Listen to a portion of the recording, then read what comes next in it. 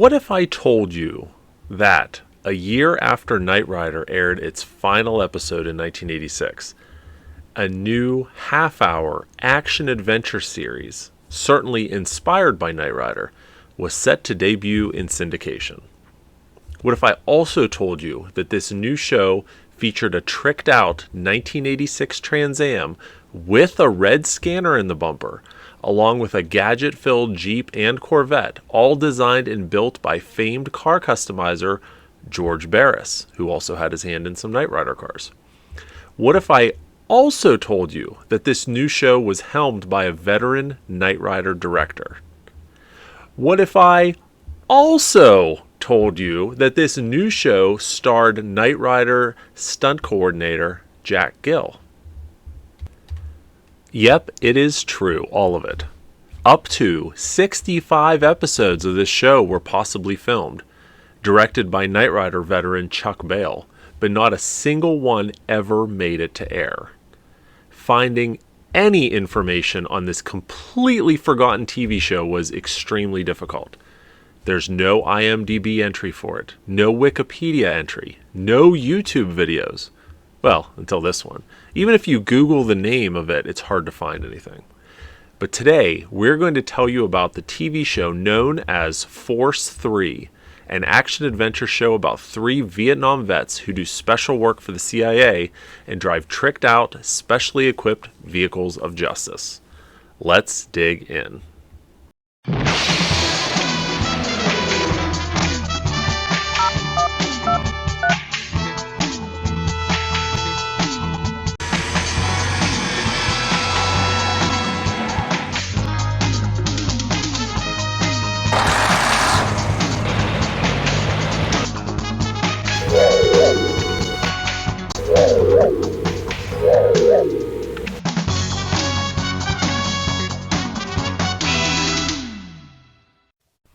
Interested in a shadow box containing parts from a screen-used kit? How about an awesome Knight Rider Historians license plate? We have these products and many, many more over at knightriderhistorians.com. Check it out. Now, before we begin, I do want to apologize. The quality of some of these images is not the best. Unfortunately, there is, like I said, almost nothing out there. So it's this or nothing. All right. Force 3 was produced by Orbis Communications, along with Edward S. Feldman. He was the producer on The Truman Show and The Jungle Book. And Charles R. Meeker, who was a producer on The Golden Child with Eddie Murphy, if you remember that movie. And the series was written by Edward J. Lasko, who was a writer for The Fall Guy, $6 Million Man, Starsky and Hutch, Charlie's Angels, and more. Unfortunately, all 3 of these men have passed on. And as I mentioned in the intro, any information about Force 3 is extremely hard to come by. But fortunately, we were able to glean some important information about this show from a 1987 press kit. So, going off that press kit, let's tell you a little bit about the series and some of the characters. So the official synopsis from the press kit reads as follows. Imagine watching a new live-action adventure television series that invites viewers to escape into an exciting world of intrigue, suspense, and conflict each and every episode. This new television series, Force 3, is about 3 men whose courage has, more than once, brought them to the edge. They survived Vietnam together. They believed their services were no longer needed, but they were wrong. Today, Elliot Haversford, Joe Willis, and Ducklin Tan are part of a special government team. Their mission? To work on highly classified and dangerous assignments. They've never met their boss. They never will. They receive their assignments through their liaison officer, Barbara Wales. In order to survive each assignment, Force 3 utilizes the most highly advanced vehicles ever to hit the street. Kind of reminds you of Team Knight Rider, doesn't it? Anyways, each agent works in partnership with his own specially engineered high-performance automobile. And once they drop the clutch, it's time to hang on as Force 3 mobilizes into action. Yep, sounds like your typical 80s adventure show, doesn't it? Alright, let's dig into the main characters now. And by the way, if you happen to recognize the actors or actresses in any of these screenshots as we're talking about the characters, please let us know. Maybe we could reach out to one of them and see if they remember the series and how much they filmed. All right, first up, Duck Lontan, alias Chatter, is quiet and calculating, contrary to his codename. A black belt karate instructor, Chatter drives the deadly ninja car.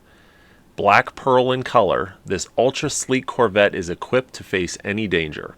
A twist of the key turns loose the throaty raw power of a street machine unraveled by any other. Headlight beams spit tri-blades, while a large Chinese star launcher lurks on top of the hood. 2 razor-sharp ninja swords lie ready for action in their mounted position on the front grille. The swords are removable, and Chatter knows how to use them, just as he knows how to use the ninja stick mounted just under the driver's door. The rear window slides back to reveal a crossbow that tracks up to the top of the car, cocked and ready to shoot on the driver's command. Lethal slicing blades automatically flip out of each wheel's hubcap. Interestingly, this car sounds a lot like the Raven from the old Mask toy line from Kenner in the 80s. There was a black Corvette named Raven, and it had these blades that shot out the front bumper. This actually sounds quite a bit like that. All right, next character, Joe Willis. A cowboy who has inherited the codename Ragtime, lives on a beautiful, sprawling ranch. His faithful steed of steel is a fully equipped, devil red, off-road AMC Jeep with hydraulic bumpers for ramming and a hood scoop that rotates to fire rockets. This XJ7 Jeep is fully combat mobile, especially when Ragtime commands use of the machine guns mounted underneath the ram bumper. The Jeep can surprise its prey with a right-side anti-aircraft gun, which rotates on a Gilmore belt for multiple rocket launching. Simply put, Ragtime's powerful mount gives him all the gear he needs to complete his tasks, right down to a hidden lariat for lassoing suspects. A true cowboy. Next up, we have Elliot Haversford, codename Wizard, played by Jack Gill. At least I'm pretty sure that's Jack Gill. What do you guys think? That sure looks like Jack to me. Alright, the Wizard leads the life of a successful stockbroker, but when called into action, his awesome charcoal blue Trans Am appears upon command. Aerodynamic in design, sleek wing panel doors fly open to expose an interior complete with a high-tech console, computer driven from a powerful electronic panel housed in the trunk. It features 4 front-mounted machine guns that come out from behind rotating directional lights, 6 rear-mounted missiles that come out from behind the rear taillights, missiles mounted under hidden panels in the driver's and passenger's door, 4 rear-mounted anti-tank missiles, and an M134A chain gun mounted in the trunk. The hood scoop also opens upward to reveal a small radio-controlled plane and launcher, which the tech guy uses for scanning the atmosphere at low altitudes and transmitting pictures of what lies ahead back to a TV monitor inside the car. The front license plates rotate so you can have 2 different plates.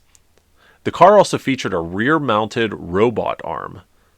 And similar to Kit, this car has a front-mounted tow bar to allow for easy filming of on-the-road driving scenes.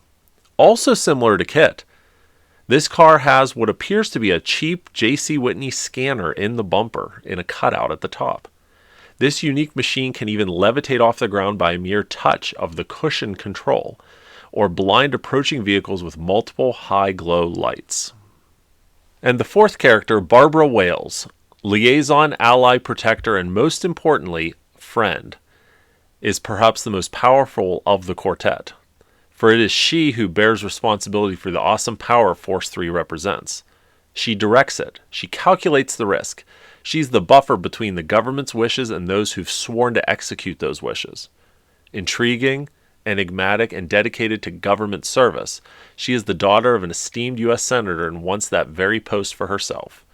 For the present, she'll have to be content with Force 3, a reality far greater than anyone could ever dream up. So as we've stated, the series was in development, and at least some of the 65 episode order for the first season was fulfilled. In fact, Galoob Toys even had a partnership with the show to produce a line of toys based on the cars and characters. In the April 6, 1987 edition of the Times Advocate newspaper, Galoob noted that he visited the set to watch the show being filmed in preparation of the toy line manufacturing.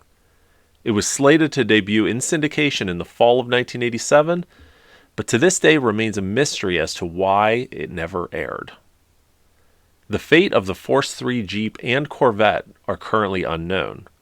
The Trans Am, however, has survived. In August of 2003, the car was auctioned on eBay, completely in its as-filmed condition. And a fun fact, George Barris put his family crest on the fenders of this car, much as he did with most of his creations, and those badges were still in place during the promotional photo shoots and during the filming of this show. Now, unfortunately, we don't have an archive of this eBay auction. Maybe you do. And since that time, the car has kind of dropped off the radar. So if you have any leads on it, why don't you leave a comment down below or drop us a line at knightriderhistorians@gmail.com. We'd love to see what the car is like these days. As for the show itself, we don't know if some or all of those 65 episodes are sitting somewhere in a film vault, or if they've been completely lost to time. Who knows, maybe Jack Gill has some copies in his collection. Maybe one day we'll even get a limited edition 4K release of the series. Honestly, I'd even settle for some Columbia House VHS tapes of the episodes at this point. All I know is I'd love to see what this show was like. Alright, so that's the information we have on Force 3. What really could have been a really, really cool show that has been lost to time. Now, as I said, there's not a lot of information out there. This is all we were able to find after much, much research. But maybe you can help us. Do you know where the Force 3 Trans Am is? Maybe the Jeep or the Corvette? Do you recognize any of the actors or actresses in some of this press kit materials? We would love to know. We'd love to dig into this further, and who knows, maybe one day find actual copies of some of these episodes. It's not Knight Rider, but it could be something very, very cool and very close to what Knight Rider was. It's worth digging into. All right, that's all we have for today. As always, appreciate you watching. Thanks so much. We'll talk to you soon.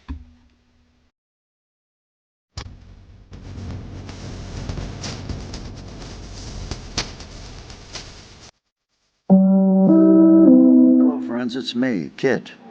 When I'm not out fighting crime, I like to follow my friends at knightriderhistorians.com.